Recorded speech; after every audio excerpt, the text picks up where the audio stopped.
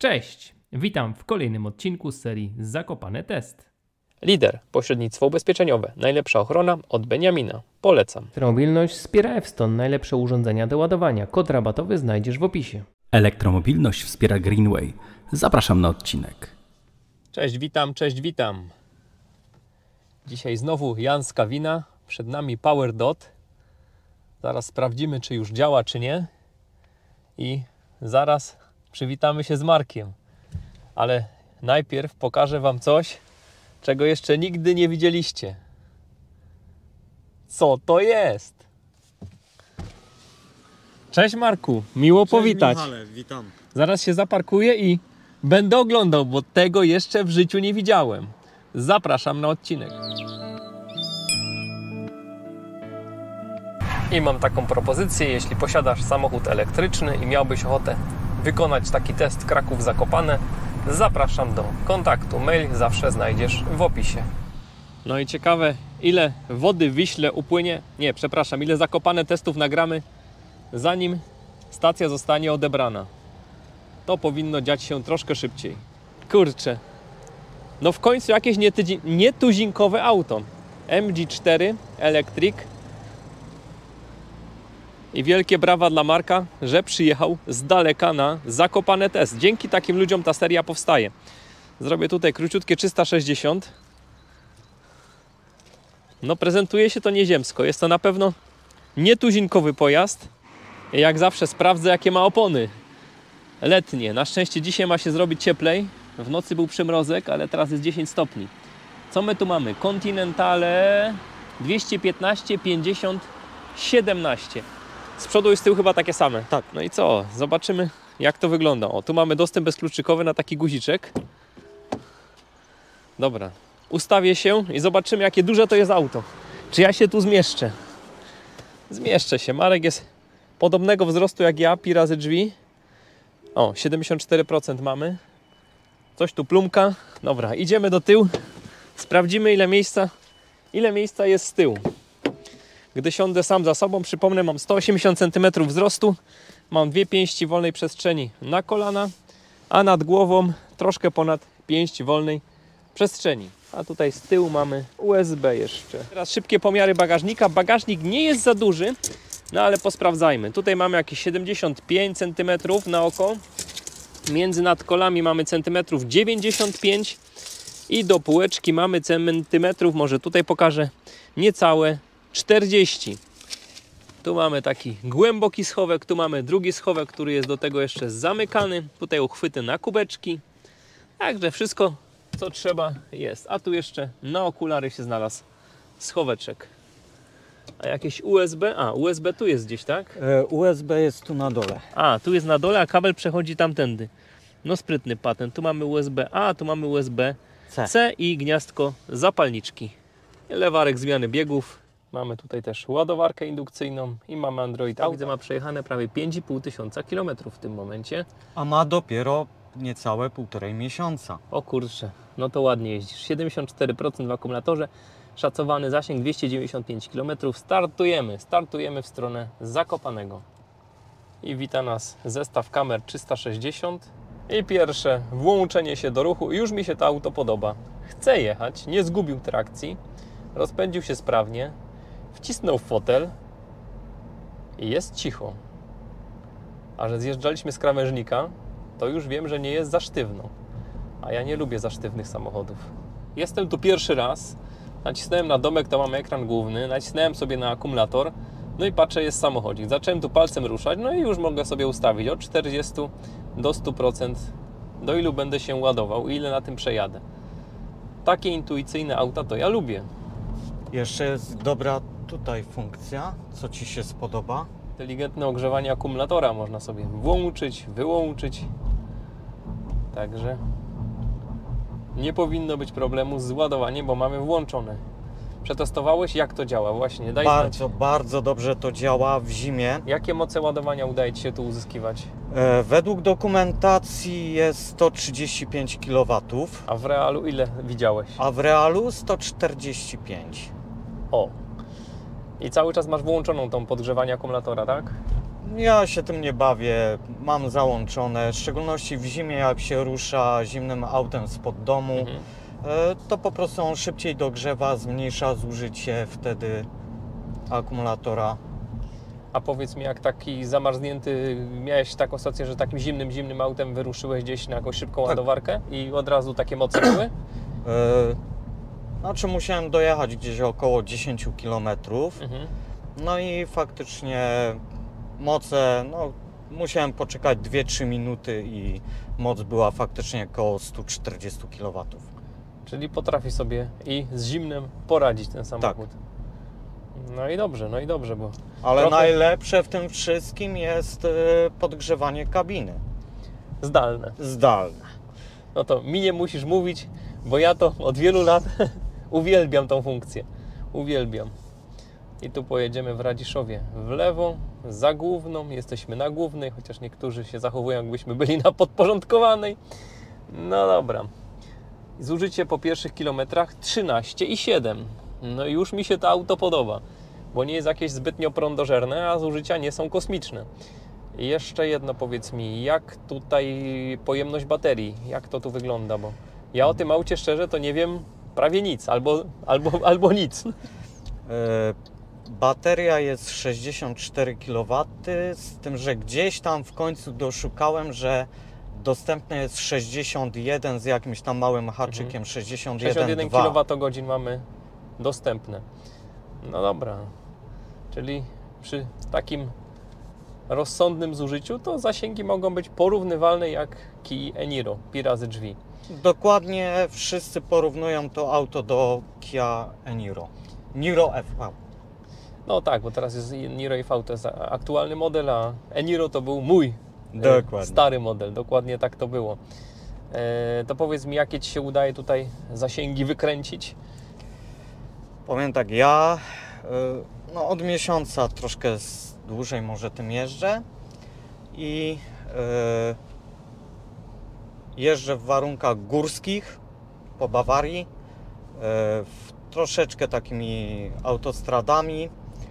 Średni tak zasięg w zimowych warunkach w okolicach 0-5 to wychodzi około 250-270 km.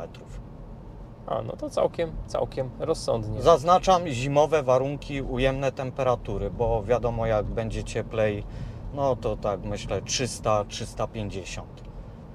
Teoretyczny zasięg WLTP jest 450 km.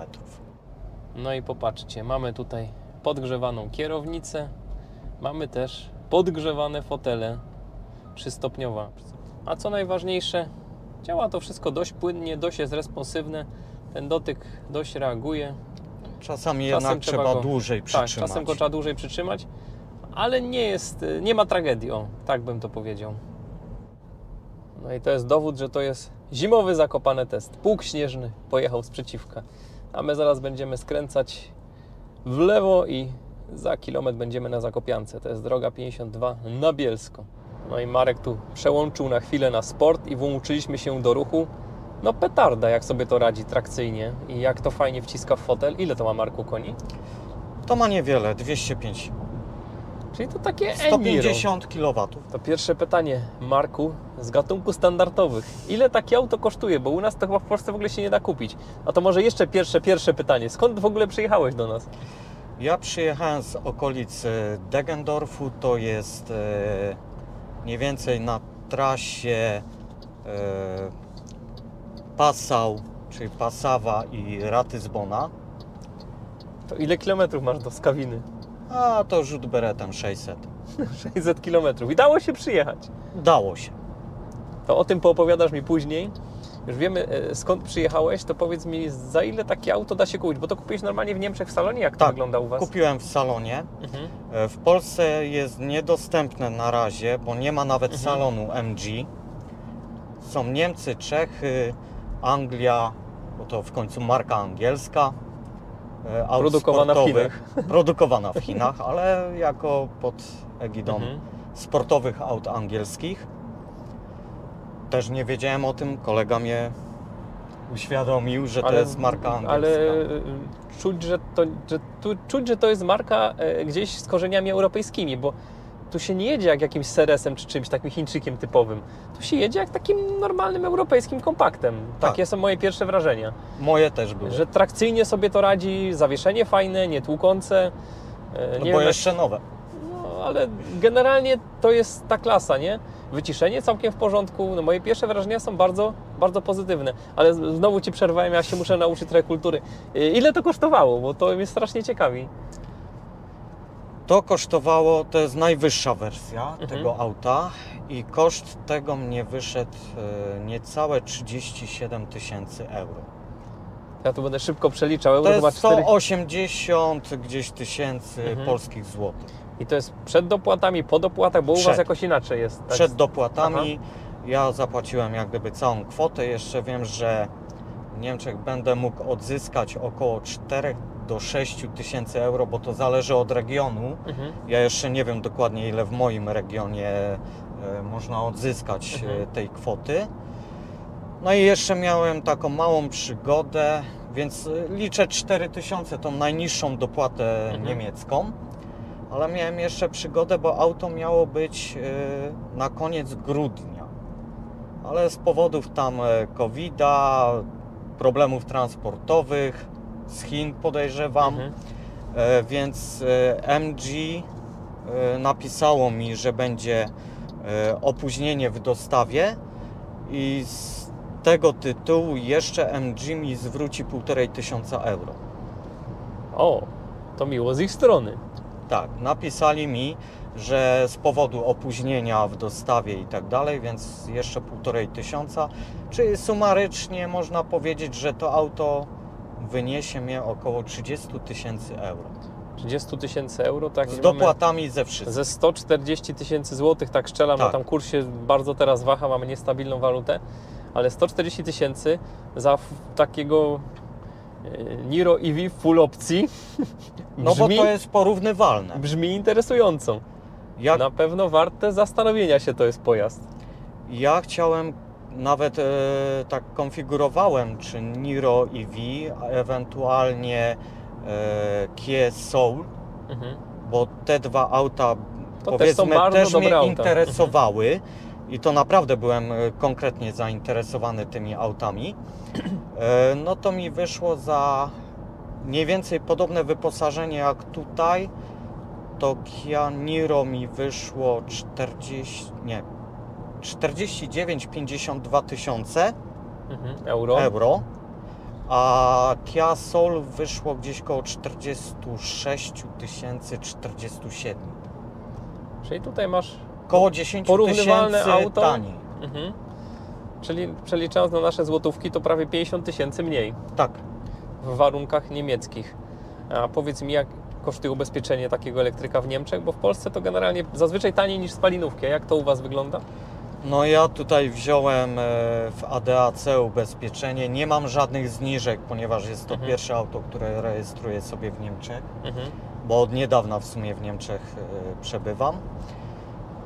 I no niestety nie mam jeszcze zniżek w ADAC, nie mam niczego, więc to jest pełne ubezpieczenie, z tym, że ubezpieczenie na Europę. I wyszło mi niecałe 2000 euro. 2000 euro. No to taka dość pokaźna No suma. jest pokaźna, ale mówię, nie mam zniżek. Ze zniżkami i tak dalej to by wyszło około 1000-1200 euro max. No, ale tu mamy auto zarejestrowane na rynku niemieckim, tam są inne zasady. Jakbyś kiedyś rejestrował auto w Polsce, to zawsze pamiętaj zadzwonić do Beniamina. Do Beniamina. Bo Beniamin do naprawdę ciebie. robi dobrą robotę.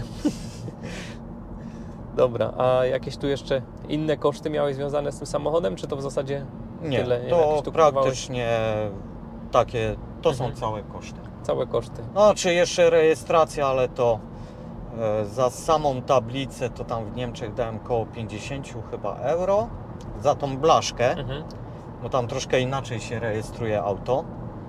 A w urzędzie zapłaciłem też koło chyba 40 euro, czyli gdzieś 100 euro jeszcze trzeba na rejestrację doliczyć. Widzę, że masz tu taką niebieską naklejkę na szybie. To jest to, że możesz wjeżdżać tam do centrów miast, tak? Tak, tak. To jest ten poziom 4, najwyższy, że to jest zeroemisyjne. No i tam już do centrum miast faktycznie mogę wjeżdżać. A za to coś płaciłeś, czy to jest... Tak, całe 5 euro. W Niemczech jest ciekawostka, auta elektryczne, tak jak w Polsce są zielone tablice, tam nie ma takich, tylko na końcu numeru rejestracyjnego jest literka E. A i potem wiemy, że to elektryk. Że to jest elektryk. Taka ciekawostka z Niemiec. A to dobrze wiedzieć, dobrze wiedzieć. No, jesteśmy w Myślenicach, mamy 69%, a zużycie to 15,8 kWh na ten moment. Tak to się prezentuje. Z ciekawostek jeszcze tu zauważyłem, że można sobie tutaj zmienić, z jaką mocą mamy się ładować. 6, 8, 16 amperów. Bardzo fajnie, że takie coś tutaj jest. Jest jeszcze ustawianie, tutaj bodajże planowanie ładowania. Tak, można sobie tutaj zaplanować. Ładowarka AC jest tu 11 kW. A powiedz mi, jak to na co dzień ładujesz? Jaki masz tutaj sposób swój na ładowanie? No jak to ładuję? Niestety nie mam możliwości nawet gniazdka mieć tam, gdzie mieszkam, więc ładuję na publicznych ładowarkach. I powiedz mi, da się w Niemczech żyć w ten sposób ładując, Oczywiście. czy jakieś tutaj niedogodności zauważyłeś? Nie, żadnych. Powiem tylko jedno, że na pewno jest w Niemczech dużo bardziej rozwinięta infrastruktura ładowania. Jest dużo więcej tych szybkich ładowarek. Praktycznie każde miasto ma jakąś tam 150, 200, 300. To nie ma problemu. Do tego dla mnie to tam w Niemczech powolne ładowarki to są 50. No tak, tam już zagościły na stałe te szybsze. A powiedz mi, jakie są koszty takiego ładowania? Gdzie Ty się ładujesz? Ile Cię to kosztuje? Znaczy ja się ładuję na najszybszych ładowarkach. Czas ładowania tutaj od 10 do 80% jest w granicach niecałych 30 minut. Czyli bardzo, bardzo sprawnie. To szybciej niż nasze Eniro na pewno. I jaki tu koszt Ci wychodzi tego ładowania? Trudno mi jest nawet powiedzieć, ale w granicach 22 euro Centów. za euro. A, za całe ładowanie? Za ładowanie i to mniej więcej ładuje około 40 kW. Czyli około 50 eurocentów, no może 45 eurocentów. 60, niecałe 60 chyba eurocentów wychodzi. 60 eurocentów za kilowatogodzinę, z tym, że na przykład ja mam taką sieć Eli, co polecam, i jeżeli ktoś jeździ w trasy, to ja tam mam wykupiony abonament taki za 60 zł bodajże i to wychodzi na Ionity 30 eurocentów. O, 30 eurocentów na Ionity to bardzo Ale to fajna musi być stawka. ten najwyższy abonament. No i faktycznie jechałem do... I ten abonament kosztuje 60 euro czy 60 zł? Złotych. Złotych. Przeliczasz na złotówki, tak? Tak, przeliczyłem, bo nawet tu mi pokazuje w aplikacji ten abonament, że on pokazuje w polskich złotych. To tam wychodzi, nie wiem, 15 euro niecałe za ten abonament? Czy coś koło Tego tego? trzeba wyprzedzić, bo ten zasłonę dymną puszcza. Ale obieg wewnętrzny zadziałał, bo nie czuć diesla. Natomiast no, za chwilę tu zaparujemy. Będzie jechał na obiegu wewnętrznym niestety. Non stop, ale zadziałał obieg wewnętrzny automatycznie. A to nawet nie wiem, bo ja... No, musiał zadziałać, bo tak kopcił, że to po prostu tablicy nie było widać jak dołożył. No, działa. Robi robotę, jak ja to nazywam. Ja jeżdżę i tak na automatycznej klimatyzacji, nie zwracam na to uwagę, ale zauważyłem, że jak faktycznie jest deszcz, zimno, przede wszystkim w deszczowej pogodzie, no to jednak szyby zaczynają parować. No trzeba, ale to jest jeden guziczek do naciśnięcia i przewietrzanie, przewietrzanie, odparowanie, odmrożenie szyby. No tak, mamy tu dedykowany guzik, który odparuje nam Jak szybę. słychać, już od razu zaczyna działać. Naciskamy drugi raz, wchodzimy w tryb auto. I to mi się podoba, że są tu właśnie te podstawowe guziki takie, do takich najbardziej potrzebnych rzeczy, no to są na wierzchu. O, to jest sprytnie zrobione, wygodnie. Czyli tylna szyba, fajnie i lusterka. zaprojektowane. Co prawda tutaj mamy twarde plastiki, ale w sumie dla mnie to nie ma żadnego znaczenia, bo wygląda to całkiem w porządku. No takie ciemne wnętrze. A powiedz mi, była jakaś wersja inna, że było z jasnym wnętrzem, czy to zawsze jest Można w najwyższej wersji mieć fotele jasne. No, ze względu na mój charakter pracy raczej nie brał. A to czym się zajmujesz, jak możesz nam tutaj zdradzić, jeśli chcesz? Ja jestem elektrykiem. O, czyli prądu się nie boisz. Nie boję się w zupełności. To już miałem się pytać, skąd taki pomysł na elektryka, ale już wiem, jak jesteś elektrykiem, to... Robię w różnych miejscach i na policji kryminalnej w Ratyzbonie, i po szpitalach, i szkoły, różnego typu prace, i tam tworzymy nowe linie zasilające i trzeba z rozdzielniami robić, asystent pasa i sieci internetowe, także praktycznie wszystko tam robię. A to nie, jakie jeszcze auta brałeś pod uwagę? Czy to jak kupowałeś już w Niemczech auto, to myślałeś, że to elektryk, czy jeszcze myślałeś, że może jakaś hybryda, może jakaś spalinówka mieć jakieś pomysły? Nie chciałem już żadnych hybryd, spalinowych. Do tej pory jeździłem i benzynami, i dieslami. Bardzo miło wspominam Alfę 104.7. Dobre autko, bardzo super prowadzące się. Chociaż no, tu jest nowe, no to też się dobrze prowadzi. No ale ostatnie auto, no to było małe auto, jako dojazd do pracy i tak dalej. Citroen C2, też malutkie, zwinne, zgrabne, szybkie i na gazie. Michał odradzał mi kupno elektryka, jak widać nie posłuchałem, bo ja taki przekorny jestem. Ale obliczając koszty paliwa i tak dalej, to wyszło mi, że ładując się bez żadnych abonamentów na najdroższych, najszybszych tych ładowarkach, czyli najdroższe stawki, wyszła mi cena porównywalna do gazu. Może 5% drożej. Mając abonament, wychodzi mi o 1/3 taniej niż jeżdżąc na gazie. No. Po przeliczeniu. Czyli masz tańszą jazdę. Tak. Auto w zakupie, nie wiem za ile się da dzisiaj kupić kompakta, który ma 200 koni, ale podejrzewam, że to są podobne pieniądze. Tak, i jeszcze do niego by trzeba było gaz dołożyć, ewentualnie kupić z instalacją gazową. To znowu podwyższy jakiś tam koszt. Ja stwierdziłem, że jednak trzeba iść z duchem czasu i jest to przyszłość. A że potrzebowałem auto zmienić, no to poszedłem w elektryki. To powiedz mi, jak taką trasę robisz tu do Polski 600 km, to co ile się mniej więcej ładujesz, jak długo się ładujesz, jaki masz tutaj masz już swój sposób, czy na razie dopiero szukasz swojego sposobu na najlepszą jazdę, najprzyjemniejszą? To znaczy już mam jakiś tam sposób, ładuję się także wcześniej mniej więcej do 90%, potem po drodze mam w Czechach jedno Ionity, gdzie się doładowywuje, wiadomo, niższa stawka. Później gdzieś Ołomuniec, tam mam jedną stawkę i na przykład moja karta tam nie działa, Eli, ale to wtedy korzystam z Greenwaya.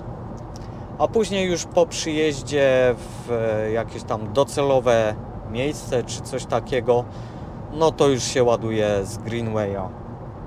No najczęściej w Oświęcimiu, bo tam mam siostrę, więc no ładuję się na Greenwayu w Oświęcimiu, ile tam trwa jest takie 120. ładowanie w trasie, jak tam na takim Ionity staniesz, to ile tam się ładujesz? No tak jak mówię, niecałe 30 minut. Czyli takie tu do pół godzinki Tak, no, i wystarczy, żeby znowu ze 2 godziny pojechać pewnie, nie? tak, dokładnie. Ja nie lubię długodystansowych, nawet jak jeździłem sobie tym swoim gazorkiem, to co 150 km robiłem sobie przystanek.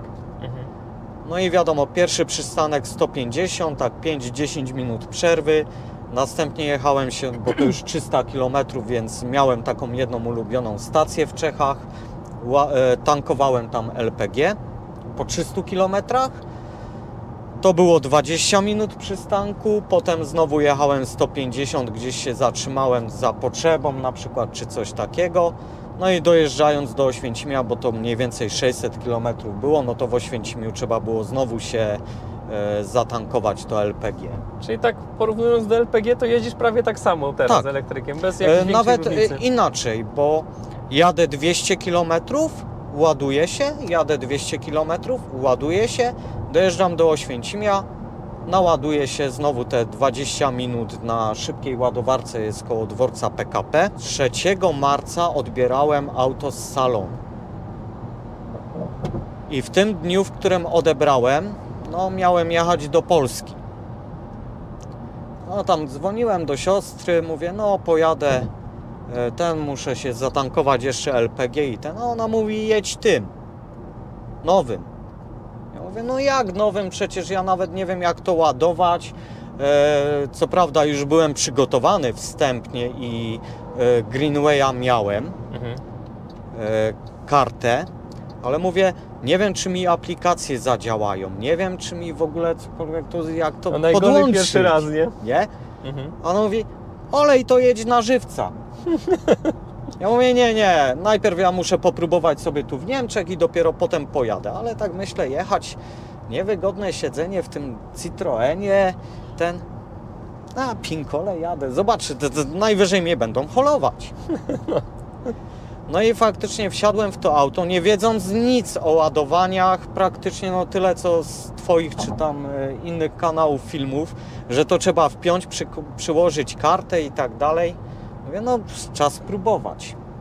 No i pojechałem faktycznie na jednej stacji czeskiej, jedna aplikacja niemiecka, ENBV, nie działała mi.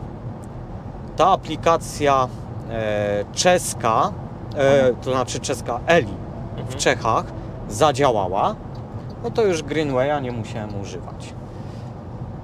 Dojechałem do następnej ładowarki, patrzę się, no jest tam chyba 12%, bo to już z duszą na ramieniu, drugie ładowanie i to tak też trochę zasięgu zrobiłem.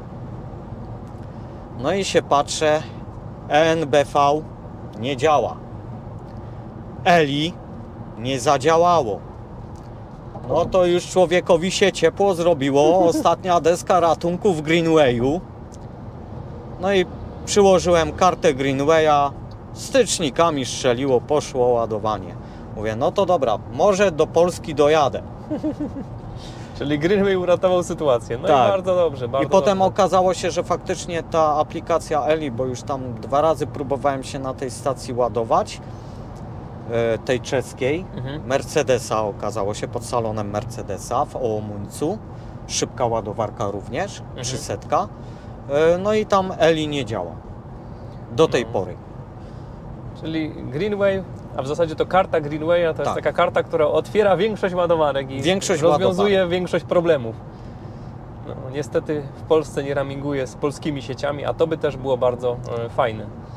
Może kiedyś coś takiego się zdarzy. Tam jako niemiecka ta praktycznie 80-90% ładowarek jestem w stanie uruchomić, bo tak czasami jechałem gdzieś, widzę tutaj nieznana mi, że tak powiem, sieć, która obsługuje ładowarkę, podjeżdżałem na próbę dosłownie na minutę ładowania, bo nie zawsze mi jest potrzebne ładowanie, więc taką minutę ładowania patrzę się, wystartowało, doładuję na przykład 1-2 kW tylko na próbę i odłączam się i jadę dalej. Ale zauważyłem, kto nas wyprzedza, to się przygląda temu samochodowi. To nie jest auto, które da się utopić w tłumie. Zdecydowanie jest jakieś z charakterem. No powiem...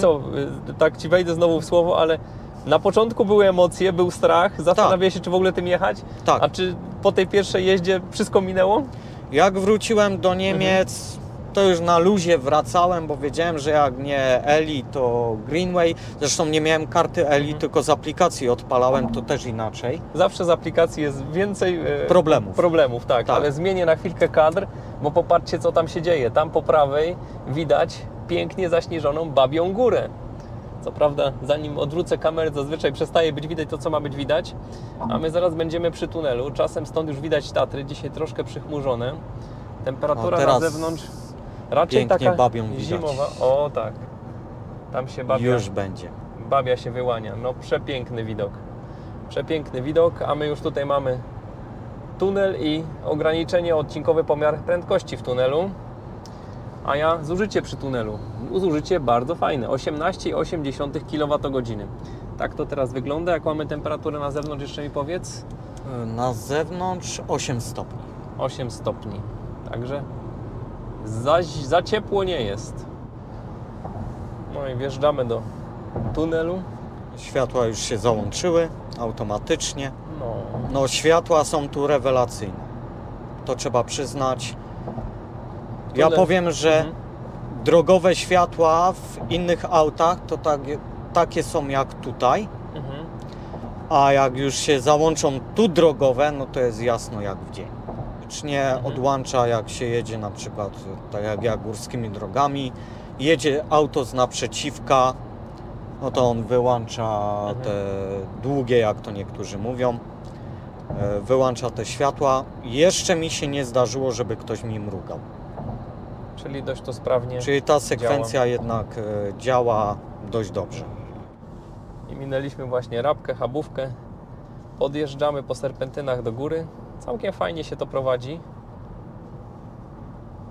Daje radę tu na tych serpentynach. A pytanie jeszcze kolejne, które mi się tu urodziło. Plusy, minusy tego samochodu po tych 5500 km. Może zacznij od plusów. Plusy, no to na pewno prędkość ładowania, bo jak porównywałem z innymi autami, to faktycznie no, dość szybko się ładuje. Zasięg jak dla mnie też jest ok. No cisza w aucie przede wszystkim, ale generalnie to jest przyspieszenie tego auta. No tu potwierdzam, nieziemsko się to zbiera. Delikatność naprawdę pedału gazu. Na pewno zastosowanie tempomatu aktywnego, co w trasie jest rewelacyjnie się spisuje. Co tu jeszcze z takich plusów? No, pompa ciepła fajnie działa i chyba dla mnie jest lepsza pompa ciepła niż grzałki, bo jeżdżąc, jak widać, no troszkę kilometrów robię, więc No zdecydowanie po mieście to obniża zużycie, bo na trasie to już wielkiego znaczenia nie ma. Ale jak jest, to fajnie, że jest. To nie mówię... fajnie, że jest. Tak, zdecydowanie. Ale też często przyjeżdżam do swojej pracy, gdzieś przy budowach czy coś tam. Muszę na resztę ekipy poczekać, więc siedzę na przykład 20 minut, czasami pół godziny, zanim oni z bazy dojadą z innego regionu. No i wtedy ta pompa ciepła też swoje robi. A no tak, bo jeśli masz taki długi postój, no to zużycie by Ci bardzo wzrosło. A tym Jak bardziej niewiele jedziesz, a zimno. dużo stoisz, a Tak. tak pompa podratuje sytuację, a do tego sobie możesz stać się legalnie, no bo na zapalonym silniku to tak zasadniczo nie wolno stać. Dokładnie. A w elektryku możesz to robić. Do tego na pewno aplikacja, tak jak mówiłeś wcześniej, jest dużym plusem, Jest, bo możesz sobie jest. zagrzać zdalnie. Czy jeszcze jakieś plusy Ci przychodzą do głowy, bo jak nie, to przechodzimy do minusów. Płynność jazdy. Mhm. Czyli przyspieszanie, w sensie, że jak się jedzie, nie czuć tego szarpnięcia, nie czuć jakichś tam tych zmian biegów. No, wibracji, hałasów, Wibracji, tego wszystkiego, hałasu. co generalnie męczy Tak. nasz umysł. Tak bym to powiedział. To płynnie przejdźmy do minusów. Jakie minusy A jeszcze wykryłeś? podgrzewane fotele. To zawsze powtarzam. tak. Aktywny tempomat, podgrzewana kierownica i podgrzewane fotele i dobre światła. I takim autem mogę jeździć. I takie potwierdzasz to. auto szukałem, Tak. zgodnie z Twoimi słowami. I potwierdzasz, że wszystko to ma sens. Tak, to ma sens w zupełności. No to cieszę się, że zgadzasz się ze mną, chociaż oczywiście możesz się ze mną nie zgadzać. Jak się w czymś nie zgadzasz, to ja się oczywiście nie obrażę. No na przykład nie zgodziłem się, że nie powinienem kupić auta elektrycznego. No widzisz, a ja myślałem, że nie będziesz zadowolony jeżdżąc w trasę autem elektrycznym przy takim budżecie jak masz, a ty jednak znalazłeś auto, które Twoim potrzebom sprostało. Tak. Ale jednak musi być zawsze jakiś minus, bo inaczej to by było... No w życiu nie ma tak, że wszystko jest idealne. To co tutaj byś w tym aucie poprawił albo co Ci się nie podoba? Z takich minusów, no na przykład te wstawki z piano blacka, dla mnie to jest przekleństwo. No Czyli to zawsze tutaj jest wypalcowane. na przykład tu upalcowane, gdzie jest zmiana biegów czy coś, no to widać. Z takich minusów jeszcze tego auta, no co widać, że upalcowane niestety. Tak. No jest tego piano blacka, jak widzicie, naprawdę sporo. Z minusów takiego, i co wszystkich zaskoczę, Mhm. to jednak przyspieszenie. A to dlaczego? Bo teraz to nie rozumiem. Bo w mieście trzeba się bardzo pilnować, bo delikatne dodanie gazu i przekraczamy prędkość. A, że jeździsz po Niemczech, to rozumiem, że tam to jest większy problem niż u nas. Tak, ale w Polsce również jest to problemem, bo jednak te mandaty w Polsce również To też podskoczyły. podskoczyły sobie, prawda? No, trzeba się pilnować, bo tu naprawdę kilka sekund i można stracić prawko. Dokładnie. Więc trzeba uważać w terenie zabudowanym, bo to naprawdę delikatne muśnięcie pedału gazu i to auto już ma tam 70 czy 80 i to jest minus tego auta. Że to nie wiadomo kiedy się dzieje, tak? Nie wiadomo kiedy.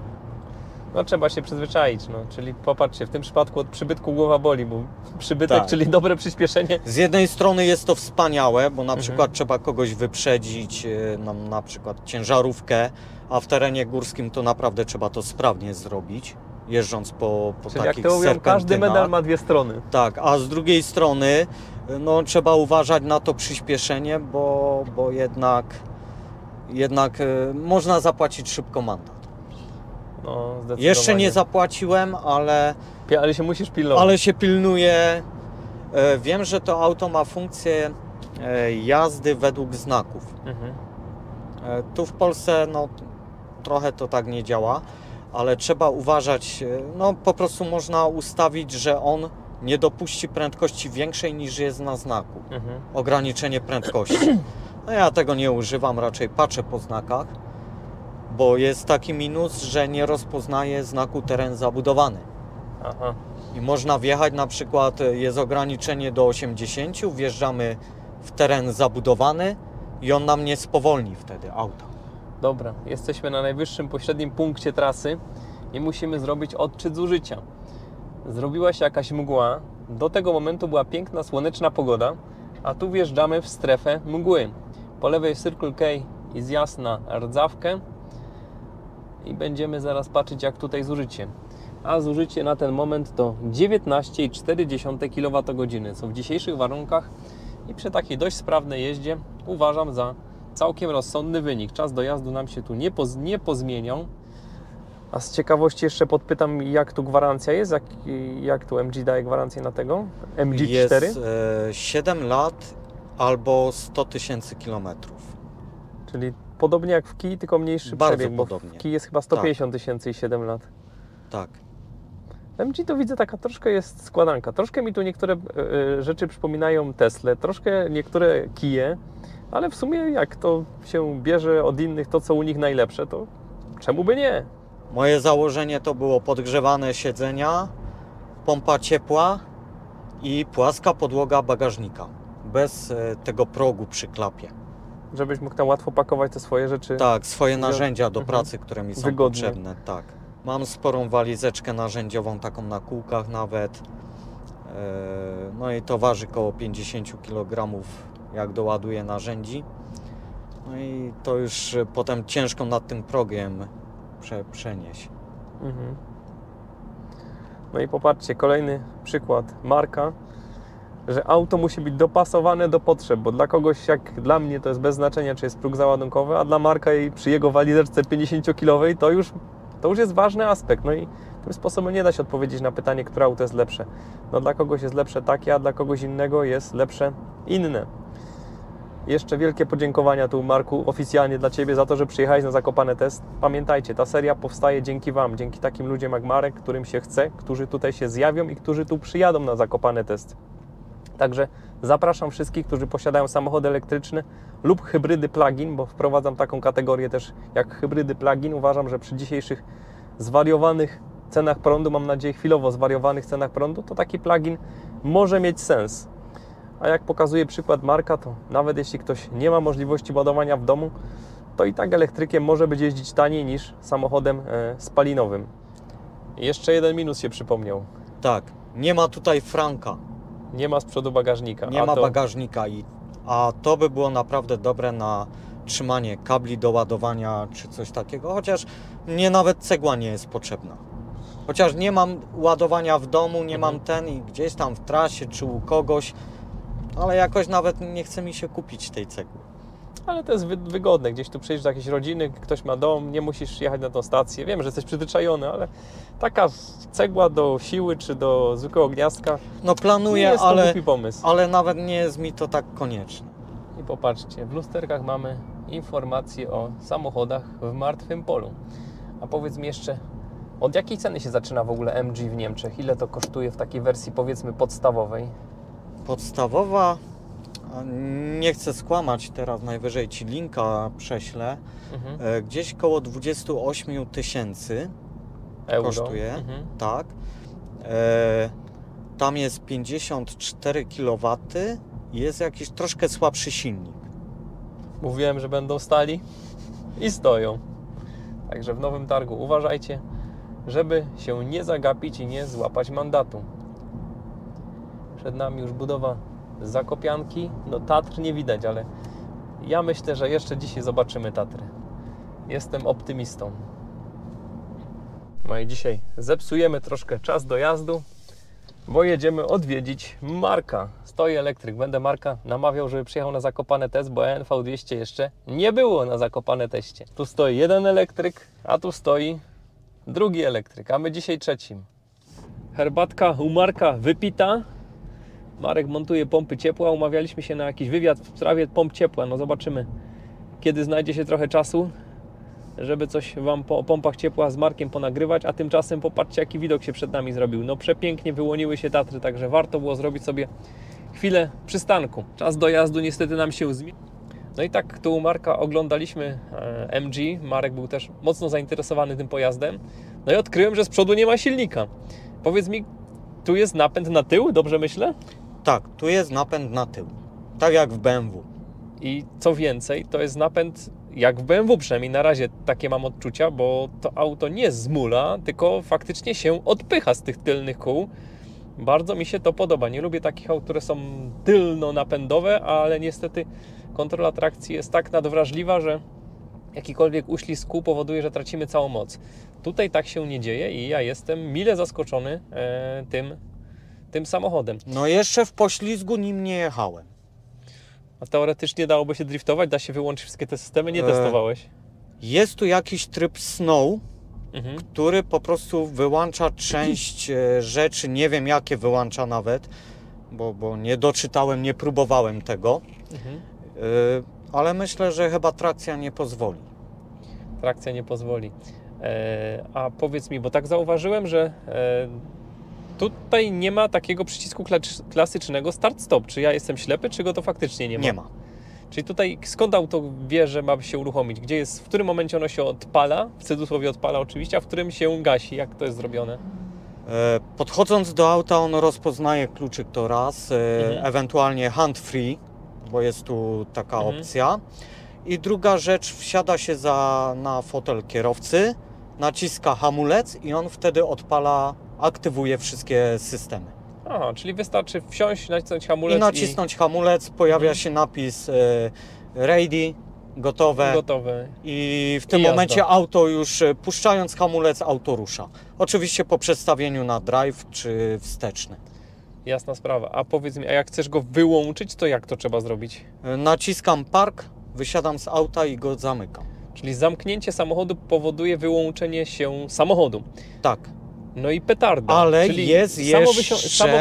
sam efekt, że wysiądziesz z fotela, nie gasi samochodu. Nie gasi. No i bardzo dobrze, bo czasami potrzebujemy gdzieś dosłownie na sekundę wysiąść i już by się auto zgasiło, pogubiło pewne ustawienia, jak to się dzieje w niektórych markach, a tutaj nie, zamknięcie auta. Zamknięcie znaczy auta. jest bardzo jeszcze fajnie, w opcjach w komputerze, że można ręcznie nacisnąć wyłącz zasilanie, na przykład, nie wiem, siedząc na ładowarce, czy może być taka potrzeba, to można tutaj w komputerze to wyłączyć ręcznie, auto. Czyli ręcznie się da, ale musisz to zrobić po prostu przez menu. Tak, i to jest gdzieś tam w menu. No i jesteśmy w Poroninie, przy Leninie. Mamy zużycie 17,2 kWh, 89 km za nami i godzinę 49 czas jazdy i postoju, bo tutaj troszkę oglądaliśmy auto, a jak jest auto odpalone, to czas idzie. A tak jak Marek opowiadał, musi być wyłączone i zamknięte, żeby się uśpiło. tutaj w lewo? I tutaj skręcamy w lewo na ustupie. No i coś, co dopiero teraz zwróciło moją uwagę. Mamy auto, które nie występuje na polskim rynku, a mamy polski język Veni. Taka ciekawostka. Teraz tutaj jedziemy powolutku, włączyły nam się kamery nawet. O kurczę. No on pokazuje w danym momencie, czy jakiś rowerzysta nie jedzie, czy cokolwiek, w dane miejsce, gdzie się skręca, prawda? Naprawdę dopracowane jest, jeśli chodzi tutaj o to. Rozbudowane to menu, dopracowane te funkcje. No i popatrzcie, jakie dzisiaj widoki się zrobiły. Zazwyczaj jak jedziemy do Zakopanego, nawet jak startujemy z brzydką pogodą, to tu jest dobra pogoda, ale zdradzę tajemnicę. Marek po pierwsze wiedział, kiedy się umówić, ale po drugie to po prostu jest zazwyczaj w tym okresie dużo lepsza pogoda niż w Krakowie. Na Podhalu jest po prostu dużo więcej słońca. I ostatnie metry przed nami. Na rondzie w prawo, w dół i pierwsza w lewo na parking. Z tego co patrzyłem w aplikacji, to tam ładuje się już jedno auto na typ 2, więc my podepniemy się na CCS-a. To jest ta jedna z niewielu tak fajnych stacji, gdzie mamy niezależnie typ 2 i niezależnie CCS-a, więc nie będzie tego, co dzieje się czasami, czyli na 50 mamy tylko 22 kW, powinno być 40 parę kilowatów. No i co tu słychać? Ładuje się jakaś Kia Eniro na typ 2 z Wrocławia. Kia zapewne z mocą 11 kW, a nam powinno udać się uzyskać 40 parę. No zobaczymy. Jeszcze tylko statystykę muszę nagrać. Tak to wygląda tutaj w kamerkach 360. No i statystyka dojazdu. 45% mamy w akumulatorze, 97 km, 2 godziny czas jazdy i postoju po drodze, 17,6 zużycie I 170 jeszcze zostało. zasięgu. Także idziemy się podłączyć i coś zjeść. No i tu się ładuje jeden elektryczek, a tu zaraz się będzie ładował drugi. O, tutaj mamy taki patencik. Gdybyśmy się ładowali tylko na typ 2, to żeby nam woda nie wpadała, mamy zabezpieczenie tego dolnej części gniazda. Przykładamy kartę. Trwa autoryzacja użytkownika. Zaryglował się kabel, nawiązywanie połączenia. Jeszcze jakaś komunikacja z samochodem. No i startujemy. 45%, 43 kW. Klikniemy sobie tutaj. Ustawione mamy do 100%. 100% to według niego będzie 409 km. Pokazuje też nam moc ładowania. 43-44 kW. A czy pokazuje... A, tak, pokazuje kiedy zakończy. Mamy teraz godzinę. Którą godzinę mamy? 12:24. Pokazuje, że zakończy ładowanie do 13:26, więc mamy godzinkę, żeby się wyrobić z jedzeniem. To będziemy musieli się sprężać. No i możemy też tutaj zakończyć sobie ładowanie. No fajna opcja. A tutaj możemy co ustawić? To jest odblokowanie portu ładowania. Tutaj można sobie odblokować. Zakończy ładowanie i pokazuje, czy jest zablokowany, czy odblokowany port. Jeszcze tu mamy jakieś planowane ładowanie. Dobra, nie planujemy, bo się ładujemy teraz. Jeszcze jedno. Tu jest opcja, jakbyś chciał wydać energię. Tylko że teraz niedostępna, bo się ładujemy. Czyli można... Oddawać energię jak w kij. O kurczę. A jest jakaś tu przejściówka? Jest jakieś gniazdko? Jak to... Nie mam jeszcze tej przejściówki, ale jest możliwość. Kurczę, ciekawe, ciekawe. Ciekawy samochód. To przy wyłączeniu. Mhm. O, jest niedostępna, no bo ładujemy 43 kW. Fajnie to zrobione. Sprytne, dobra. Sprężamy się, żeby nie blokować potem stacji. No i ja zjadłem zupkę, Marek pierogi, jakaś woda do tego mineralna, kawka. Dzisiaj byliśmy w restauracji Kolibecka, tak się to chyba nazywa, bo Tatrzański Bar Mleczny zamknięty. Zapłaciliśmy 62 zł i zeszło nam dokładnie godzinę. W tym czasie doładowane mamy 32 kWh. Tu już moc spada, no bo to końcóweczka, 97% w akumulatorze, także kończymy to ładowanie i jedziemy w stronę Krakowa. No i jestem za kierownicą, a w środku milutko, cieplutko, to ja lubię. Nie ma jak podgrzewanie z aplikacji. I teraz co? Naciskam hamulec i mogę jechać. To mi się podoba. Tutaj przyciski na kierownicy. Spróbujemy, czy wiem jak to działa. A, to taki joysticzek jest. Tu mamy od tempomatu pewnie. Tak. Bliżej dalej, to tu będzie od komputerka. Zaraz się tu coś nauczę. Trzeba tu ustawić, żeby się zapaliła. Mhm. No i tutaj od początku. No to możemy jeden zostawić. Tutaj mamy łącznie i tu jest od ładowania. Dobra, to To jest skasujemy. przekasowany, bo... Aha, to się samo kasuje. No. Tak. Fotel mamy tutaj regulowany elektrycznie. Tutaj mamy tempomat aktywny, a tutaj zmieniamy tryby jazdy.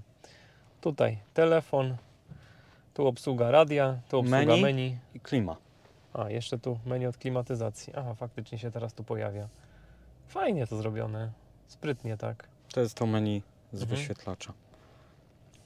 Dobra, no wiadomo, jak to w każdym aucie, którym się pierwszy raz wsiada, to trzeba się przyzwyczaić. Natomiast tutaj dość to wszystko tak jasno i przejrzyście.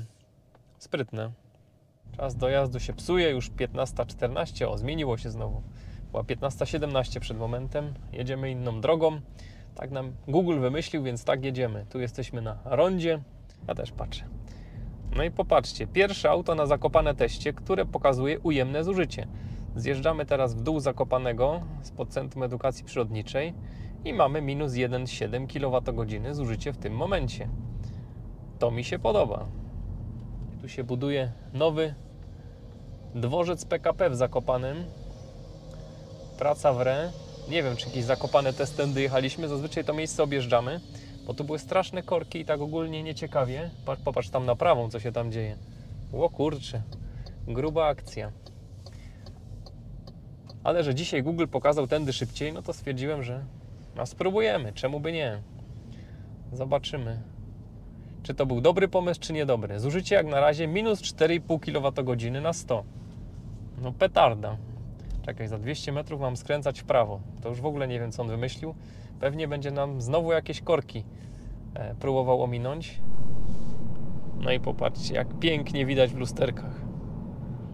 Takie widoki tylko w Tatrach. No i teraz jedziemy na aktywnym tempomacie. Utrzymanie na pasie ruchu. Auto się zatrzymało. Aktywny tempomat i utrzymanie na pasie ruchu działa w porządku, natomiast działa w taki sposób trochę nerwowy. A już najciekawsze jest to, że jak jednak chcemy my kierować, a nie MG, to tak troszkę wyrywa kierownicę z rąk. Troszkę za bardzo chce rządzić tym samochodem. To jest na pewno taki minusik, który tutaj wykryłem. Można było troszkę te systemy tak wyłagodnić. O, może tak, nie? Żeby nie były takie brutalne dla właścicieli. Teraz staliśmy z pół minuty i sam ruszył. Także nie wiem do końca, jaki tu ten algorytm jest. Stoimy w korku, podziwiamy piękny widok na Babią Górę i Marek tutaj sprawdził, że można MG pociągnąć przyczepkę do 500 kg. A tam przed nami już budowa Zakopianki. Ja tu podróżuję na aktywnym tempomacie i na utrzymaniu na pasie ruchu.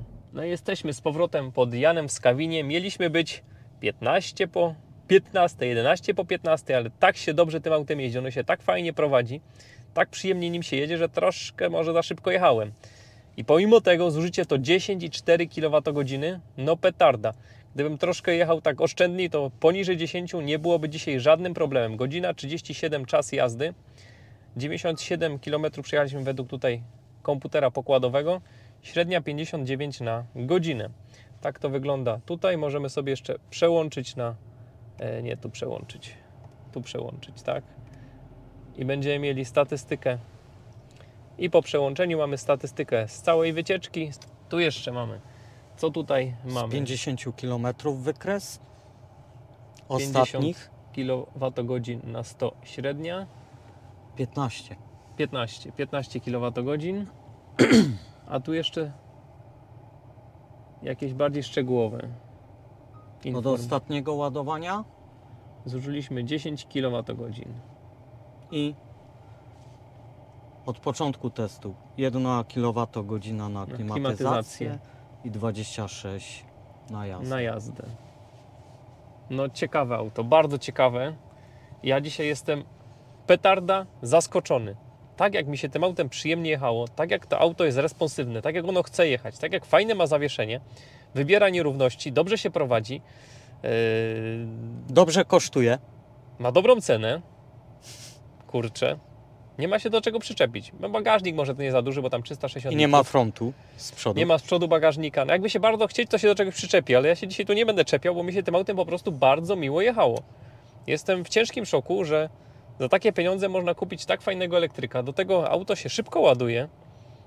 Nic dodać, nic ująć. Gratuluję. Świetnego Dziękuję. wyboru.